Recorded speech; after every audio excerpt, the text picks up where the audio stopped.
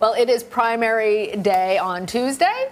Today, voters are heading to the polls in 5 states. That's right. Republican candidates in some states are in the spotlight in another test of former President Trump's influence on the party. Primaries are being held in South Carolina, Nevada, Maine, and North Dakota.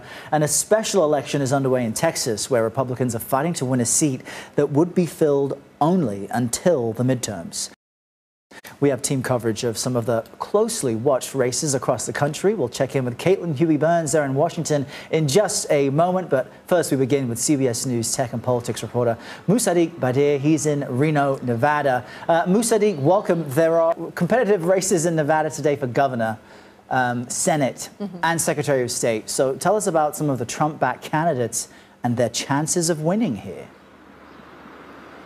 Yeah, hi, Errol. Polls open here in Nevada at 7 a.m. this morning, but this is a vote-by-mail state, and about 200,000 people have already voted. I mentioned that because in the 2018 primaries, we had 350,000 people voting, so expecting relatively low turnout today, but we're keeping an eye on 2 interesting races here on the Senate and GOP gubernatorial primaries. You have 2 Trump-endorsed candidates. On the Senate side, former Nevada Attorney General Adam Laxalt is the leading candidate. He also served as former President Trump's Nevada campaign co-chair in 2020. He led a lot of the lawsuits to overturn the election results here. He claimed falsely that dead people voted in Nevada's election, and then a thorough investigation from the Secretary of State's office found no evidence of widespread voter fraud. His primary challenger, Army Captain Sam Brown, has mounted a grassroots-style campaign earning donations from 41,000 individual donors, but he spent the majority of his money trying to raise his name ID, and while that has closed the gaps in the polls from about 40 points in March to down to 14 points here in primary day, it may not be enough. On the governor's side, the leading GOP candidate there is Clark County Sheriff Joe Lombardo. He is also endorsed by President Trump. Lombardo has the experience of winning a seat in Clark County, where the majority of voters in the state are located, and he has the backing of President Trump. So it'll be interesting to see how these 2 candidates shape up here throughout the day. Well, Moose, you know, Nevada is usually such an important state. Let's look forward to the midterms. How significant will that be to the bigger picture? It's such a purple state. It usually is an indicator. That's right. It's going to be extremely important in the general election in 2022. First of all, let's just look at the Senate seat. You have an evenly divided Senate in D.C., and the outcome here could determine that evenly divided balance. Incumbent Democrat Senator Catherine Cortez Masto has low favorables.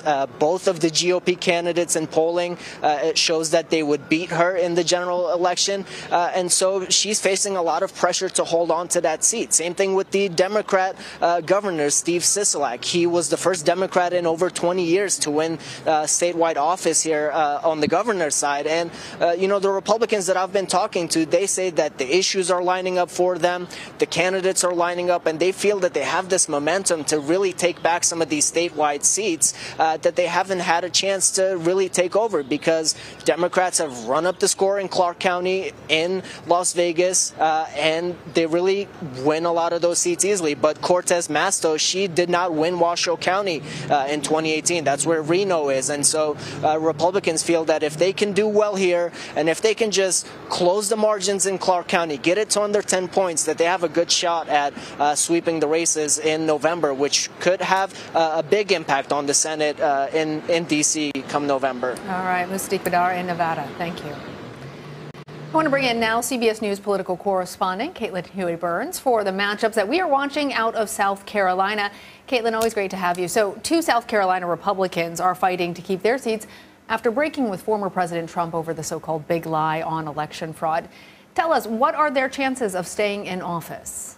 Hi, Lana. Well, this is going to be a really interesting race, a couple of races to watch in South Carolina, because throughout this primary season, we're looking for data points about what the influence of former President Trump is on the Republican Party. And we've seen that he's been endorsing candidates across the country, either who are touting his false election claims and also going after candidates, incumbents, who have defied him. So he's taking kind of a revenge tour, and that's really happening in South Carolina. You have Tom Rice, who is a Republican in a tough, crowded primary. Remember, he is one of the 10 Republicans who voted to impeach Donald Trump after the insurrection. And Donald Trump has endorsed a candidate in that primary trying to unseat Rice. Now, what's interesting about Rice is that he has not backed away at all from his stance towards Donald Trump. He was a longtime Trump supporter, has voted with him essentially at every turn, but he has been defiant about his vote for impeachment and has said essentially that the former president is just really out to get him, that this is not about policy, that it's not about anything other than this kind of vendetta. Then you have Nancy Mace, who our viewers may remember right after the insurrection. She was a newly sworn in candidate, lawmaker in Congress. She had some very critical words for the then President Trump and what happened on January 6th. She kind of made a name for herself as a new member of Congress, unafraid to challenge her party. As time wore on, however, she started to talk less about that and tried to focus her race more on local and economic issues. But Donald Trump endorsed her primary opponent. And when he did, Nancy Mace took a video of herself outside Trump Tower talking about how she supported the former president and trying to kind of make up some ground there. Now, she's been trying to focus her race just on local issues and the economy and inflation and trying to draw contrast with Democrats. But we'll see kind of whether that's able to pay off. So far, she's leading in polls and is likely to avoid a runoff at this point.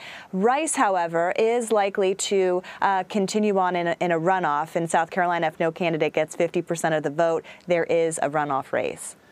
And what about the South Carolina factor here of former Governor Nikki Haley? She's been campaigning for Representative Nancy Mace. Haley, of course, was former President Trump's ambassador to the UN. So considering what you've just laid out, how might a Haley endorsement of Mace change things?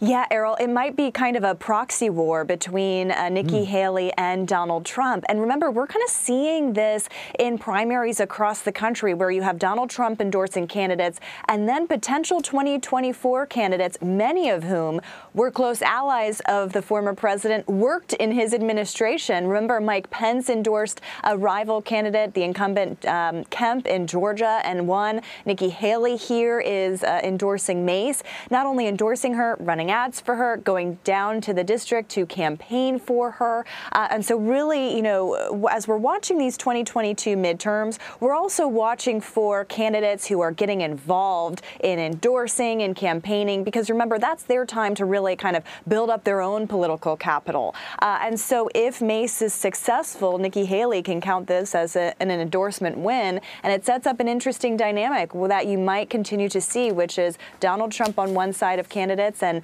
these others on the other side. And so we'll see kind of how that plays out, but certainly something to watch as we're looking to these midterms. It's never too early, unfortunately, in politics to look for what's going on in the next presidential race. All right. Caitlin Huey-Burns, thanks.